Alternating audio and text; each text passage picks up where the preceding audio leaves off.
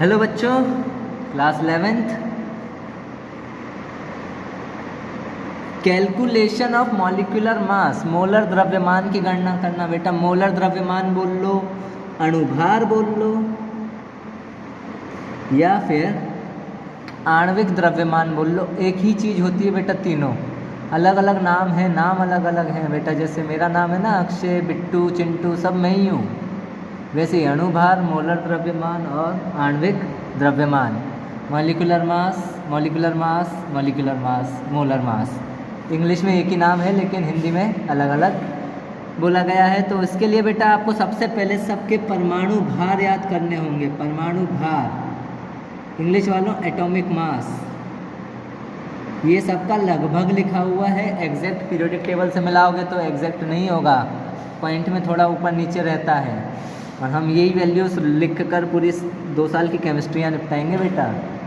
Hydrogen का 1 होता है, सोडियम का 23 होता है, मैग्नीशियम का 24 होता है, एल्यूमिनियम का 27 होता है, कार्बन का 12, नाइट्रोजन का 14, ऑक्सीजन का 16, कैल्शियम, क्लोरीन बेटा कैल्शियम नहीं है, क्लोरीन है, यू मत लिख देना, सी और एल। क्लोरीन 35.5 है, और पोटेशियम का 39 है, कैल्शियम का 40 है, आयोडीन का 127 है, सल्फर का 32, फास्फोरस का 31, सिलिकॉन का 30, Fe 56, copper 63.5, Ag 108, Au 197, Hg 200 और Zn 65। तो बेटा ये तो है इनके परमाणु भार। ये अगर आपको याद नहीं होंगे तो किसी का भी अणुभार आप ज्ञात नहीं कर पाएंगे। अगर ये एटॉमिक मासेस आपको याद नहीं है तो you can not find any compounds molecular mass. आपको किसी का भी मॉलिक्यूलर मास आप नहीं निकाल पाएंगे। तो आपको कम से कम ये याद करना है, जिसका मैं आपका टेस्ट लेने वाला हूँ दिस सैटरडे। इस सैटरडे को इसका टेस्ट लेने वाला हूँ मैं आपका, मॉलिक्यूलर मास, एम्पेरिकल फार्मूला और एटॉमिक फार्मूला। तो वो तो सब तो मैं पढ़ाऊँगा, मॉलिक्यूलर फार्मूला और एम्पेरिकल फार्मूला वो सब पढ़ाऊँगा बाद में। पहले मैं आपको निकालना सिखा रहा हूँ एटॉमिक मास से मॉलिक्यूलर मास कैसे निकालते हैं। तो इसके बेटा 2 रूल हैं। सबसे पहला रूल है सर्वप्रथम प्रत्येक तत्व को अलग अलग लिखें। बेटा सारे तत्वों को अलग अलग लिखना है। और दूसरा रूल है कि इनके परमाणु भारों को जोड़कर लिखना है, ठीक है। तो इसका मेन देखो कैसे काम करता है ये। जैसे अपने को निकालना है बेटा H2O का, तो बेटा यहाँ पे हमने लिख लिया अलग अलग, 2 हाइड्रोजन है और 1 ऑक्सीजन है। बेटा हाइड्रोजन का एटॉमिक मास क्या होता है बेटा 1 होता है, और ऑक्सीजन का क्या होता है बेटा 16। 2 1 जा 2, 2 + 16 कितना होगा बेटा 1 और 8 18। दूसरा मान लो हमें निकालना है बेटा CH3COOH। तो बेटा इतना लंबा फॉर्मूला कैसे निकालेंगे, डर गए हम। देखो 1 और 1 2 कार्बन लिख दो, 3 और 1 4 हाइड्रोजन, 1 और 1 2 ऑक्सीजन। कार्बन का एटॉमिक मास होता है बेटा 12, हाइड्रोजन का होता है बेटा 1, ऑक्सीजन का होता है बेटा 16। 12 × 2 24 + 4 + 16 × 2 32।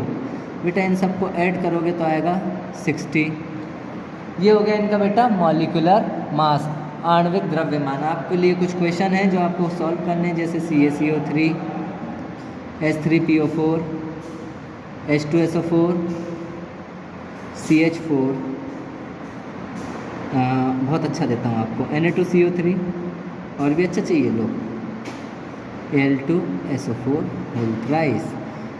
और ले लो अपने पास, तो मतलब क्या कहते हैं खजाना है बहुत सारे। ZnSO4 का निकालो, CuSO4 का निकालो, ऐसा करो FeSO4 का भी निकाल लो, Fe का भी लिखवाया ना मैंने। और बहुत अच्छी बात है, ये लो एल्यूमिनियम हाइड्रोक्साइड का निकालो, AlOH होल थ्राइस। इन सब का निकालना है। तो बेटा ऐसे क्वेश्चन कैसे करोगे जिनमें ब्रैकेट होता है, तो वो भी बता देता हूँ। एक क्वेश्चन उठा लेते हैं, चलो ये वाला उठाते हैं अपन। Al2SO4 whole thrice. तो बेटा कितने एल्यूमिनियम है अलग अलग करना है, तो 2 एल्यूमिनियम, 3 सल्फर, 3 4 जा 12 ऑक्सीजन। एल्यूमिनियम का एटॉमिक नंबर 27, मास बेटा सॉरी एटॉमिक मास। सल्फर का 32 और ऑक्सीजन का 16। 27 2 जा 54, 32 3 जा 96, 12 इंटू 16 बेटा 12 इंटू 15 तो 180 होता है, 180 192 हो जाएगा।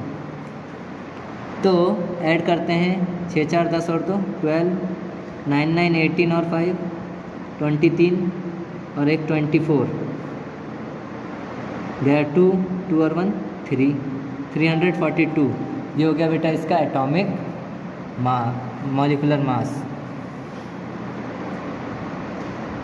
18 और 5 23 24 का 4 हाथ से वही 2 2 1 3। ठीक है, तो ये हो गया बेटा इसका मॉलिक्यूलर मास। तो यही आपको करने हैं, बाकी ये क्वेश्चंस जो यहाँ पे लिखे हुए हैं बाकी सारे आपको सॉल्व खुद करने हैं और मेरे को ये चेक कराने हैं।